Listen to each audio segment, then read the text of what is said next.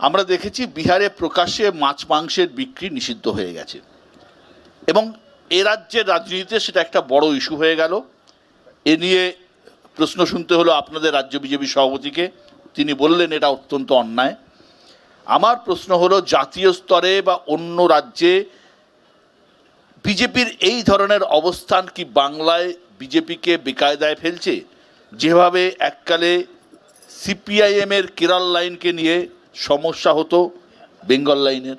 না না, কোনো অসুবিধা হচ্ছে না, হবেও না। তার কারণ হচ্ছে এসব বিতর্কিত বাজে বিভ্রান্তিকর কথাবার্তা। তৃণমূল কংগ্রেস মাঝখানে বছরখানেক আগে হই হই করে বলতে রইল, এই পুজোর আরেকটু আগে, যে ওরে বাবা দিল্লির চিত্তরঞ্জন পার্কের পাশের যে বাজার, তাতে মাছের দোকান পুরো বন্ধ করে দিল বিজেপি। তো হইচই হলো, আমরা একটু ঘাবড়ে গেলাম। আমি তারপরে বিভিন্ন জায়গায় খবরাখবর হলো, এর মধ্যে ওখানকার যারা মৎস্য ব্যবসায়ী তারা সুমোটো ভিডিও করে বলতে রইলেন, বাবা তৃণমূলের লোকজন কিংবা বিজেপির লোকজন যে যেখানেই থাকুন না কেন, দৈরতে আমাদের ফেলবেন না, আমরা যথেষ্ট ভালোভাবে দিল্লিতে মাছ বেচছি, কেউ আমাদের বাধা দিচ্ছে না, দয়া করে এসব বলে আমাদের অসুবিধে করবেন না। ন্যাচারালি এইসব কথাবার্তা বাঙালি পাঁটা খাবে। স্বামী বিবেকানন্দ বলে গেছেন, এখানে মা কালী পাঁটা খাবে, বাঙালি মা কালীপন্থী, জয় মা কালী। যিনি খাবেন না, এখানে যিনি মুসুর ডালকে বা আমিষ মনে করেন কিংবা এক কোপে কাটা পাঁটা খান, তারা সবাই বাঙালি। যখন ওপার বাংলা থেকে পালিয়ে আসতে হয়েছিল এক কাপড়ে, কোনো হিসেব করা হয়নি কে এক কোপে কাটা পাঁটা খায় কিংবা কে তিলক পরে মুসুর ডালকে নিরামিষ ভাবে। সুতরাং এই পশ্চিমবঙ্গ, হিন্দু হোমল্যান্ড পশ্চিমবঙ্গে বাঙালিকে বাঁচতে হবে। বাঙালি সংস্কৃতিকে যারা এগিয়ে নিয়ে যাচ্ছেন, সেই বাঙালিদের বলবো যে যত তাড়াতাড়ি সম্ভব যারা এই রাজ্যে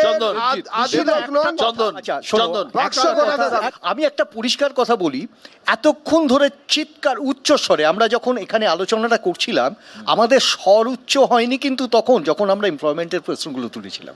কেউ চিৎকার করে বলেননি যখন আমরা তুলেছিলাম শিল্পের নীতি। কেউ আমরা বলিনি স্বাস্থ্য ব্যবস্থা রাজ্য কেন্দ্র মিলে। আমরা কেউ বলিনি বৈদেশিক অবস্থা, যখন ভারতবর্ষের পাশের যে দেশগুলো সেখানে আমরা ডিপ্রেসিভ রিলেশনশিপগুলো ধীরে ধীরে ক্ষয়িষ্ণু। আমরা এই প্রশ্নতে চিৎকার করে বলছি বাঙালি কি চায়, বাঙালিত্ব, বাঙালি কার নামের আগে স্বামী। আমি বারবার যে প্রসঙ্গ বলছি, অস্মিতা ভালো, কিন্তু অস্মিতার তো একটা দিক নির্দেশ থাকবে। সেই দিক নির্দেশটা কি? আমার প্রশ্নটা হচ্ছে কোন রাজ্যে ব্যান হলো থেকেও বড় প্রশ্ন হচ্ছে যে ভাষা, খাদ্য এবং সংস্কৃতি, আমাদের federal system character of diversity, সেখানে দাঁড়িয়ে যদি ডাইভার্সিটিটাই চ্যালেঞ্জ হয়ে যায় এবং শুধু হিন্দুত্ববাদীকে চাপিয়ে দেওয়ার চেষ্টা হয়, তাহলে যেমন সার্বভারতের ক্ষেত্রে খারাপ, ঠিক তেমনভাবে রাজ্যে যদি কোনো নির্দিষ্ট বাইপোলার রাজনীতি করবার চেষ্টা হয়, সেটাও খারাপ। সেই বাইপোলার রাজনীতির ক্ষেত্রে খুব পরিষ্কার ওই চ্যাংদোলা করে ফেলে দেবো অমুসলিম বিধায়কদের কার বক্তব্য? ওই যে কিছুক্ষণ আগে তৃণমূল থেকে নিয়ে গেছিল, তৃণমূলের থাকার সময় যাকে বিজেপি চোর বলেছিল, আজকে তাকে বিরোধী দলনেতা করেছে। সেই শুভেন্দু অধিকারী যখন বলে যে বাঙালিদেরকে ফিরিয়ে দেবো, সেইটা আর এই যে এইটা নিশ্চয়ই সবাই একটু দেখাতে পারবেন, এটা দেখাতে পারবেন যে কোরাপুট ডিস্ট্রিক্টে এই 26শে জানুয়ারি মাছ বন্ধ করে দেওয়ার কথা হচ্ছিল। সেই মাছ বন্ধ করে দেওয়াটা কার নির্দেশ ছিল দাদা? আমার পরেশ রাওয়াল যখন বলে তখন কার বক্তব্য ছিল দাদা? যখন আজকে এত বড় করে সব জায়গায় সভা হচ্ছে, গত দিন 10 আগে সম্ভবত মাইনরিটিদের নিয়ে একটা ওদের সভা হলো, ওদের আলিদা করলেন। ওখানে কটা প্রচার পেয়েছো দাদা? এরা দেখো তো কটা টিভি ওখানে প্রচার করেছে যে বিজেপির একটা মাইনরিটি সেল আছে, সেই মাইনরিটি সেল একটা প্রচার একটা করলো। তারা আবার বলছে বিজেপির ওখানে কিন্তু মাংস হয়, মাছ হয়, মাংস হয়, মাছ হয়। কিন্তু একজন মাইনরিটি মন্ত্রী দেখিয়ে দিন না, একজন মাইনরিটি এমপি দেখিয়ে দিন না, তাহলে তো বুঝবো যে ওরা সার্বভৌম বা আমাদের যে জাতীয়তাবাদ সেই সব নিয়ে চিন্তা করে। আর জাতীয়তাবাদ সুভাষ বাবু যখন ভারতে ছিলেন না, আরএসএস কে কিভাবে ব্যান করতে বলেছিলেন উনি বলে দেবেন, উনি বলে দেবেন। ওই আরএসএস এর জাতীয় বলে দেবে হিন্দু, আরএসএস জাতীয় মানে হিন্দু মহাসভা। ওইটাই তো তাই, হিন্দু মহাসভা বলেছিলেন কিনা? বলেছিলেন তো, বলেননি? হিন্দু মহাসভা বলেননি তো? আরে সেই হিন্দু মহাসভার সঙ্গে বিজেপির সম্পর্ক কি? কোসব বিদ্রোহ, দলত্যাগ, বিশৃঙ্খলা, এগুলো সাধারণত আমরা দক্ষিণপন্থী দলগুলোতে দেখে এসেছি। সিপিআইএমের ইতিহাস অন্যরকম আমরা জানি। এ দলের শীর্ষ নেতৃত্ব অনুমোদন না দিলে প্রধানমন্ত্রীও হওয়া যায় না, সে নজিরও রয়েছে। সেখানে এত বিদ্রোহ কেন? 15 বছর ক্ষমতার বাইরে থাকা সিপিআইএমের কাছে সবথেকে বড় সম্পদ হচ্ছে তাদের তরুণ প্রজন্ম, তোমাদের মতো তরুণ প্রজন্ম। তাদের ক্ষোভ কোথায়, সমস্যা কোথায়? এই প্রতিকূল রহমানের উদাহরণটা নেই। এত ক্ষোভের ব্যাপার নেই, প্রতিকূর খুবই গুরুত্বপূর্ণ আমাদের পার্টির নেতা।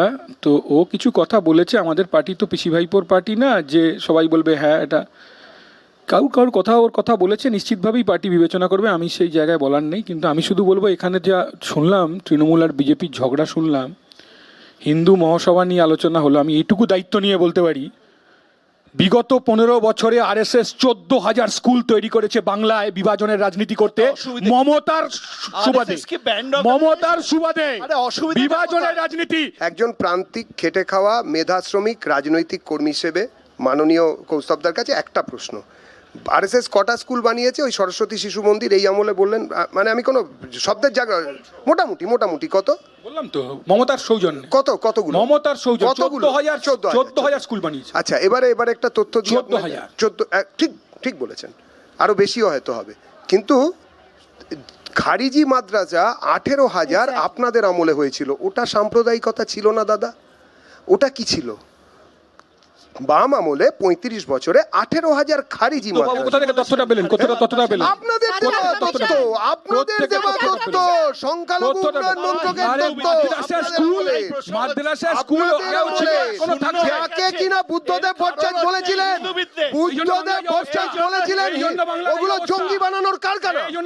বুদ্ধদেব ভট্টাচার্য বলেছিলেন ওগুলো জঙ্গি বানানোর কারখানা।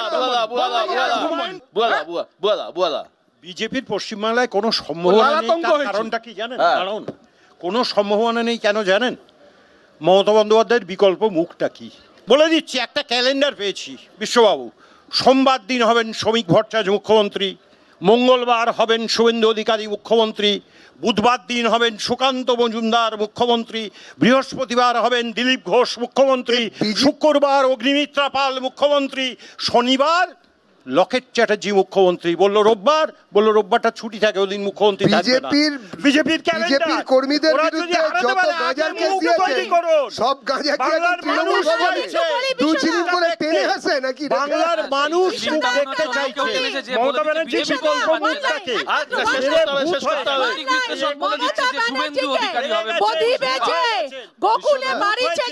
আমি পরিষ্কার 56 দিনের অপেক্ষা, পশ্চিমবঙ্গের রাজনীতি উত্তপ্ত উঠেছে। আগামী 28 তারিখ এসআইআর এর ফাইনাল লিস্ট বেরোনোর কথা। লিস্ট বেরোলে রাজনীতি আরো উত্তপ্ত হবে, এ নিয়ে কোনো সন্দেহ নেই। আপাতত আমরা তাকিয়ে থাকবো এসআইআর এর লিস্টের দিকে। সেই লিস্টে কত নাম বাদ যায়, কত নাম ঢোকে, সেটা বড় বিষয়। আমরা চাই কোনো বৈধ ভোটার যেন বাদ না যাক এবং কোনো অবৈধ ভোটার যেন ভোটার লিস্টে না থাকে, এটুকুই আমাদের প্রার্থনা। ভালো থাকবেন সবাই, অনেক ধন্যবাদ আজকে এখানে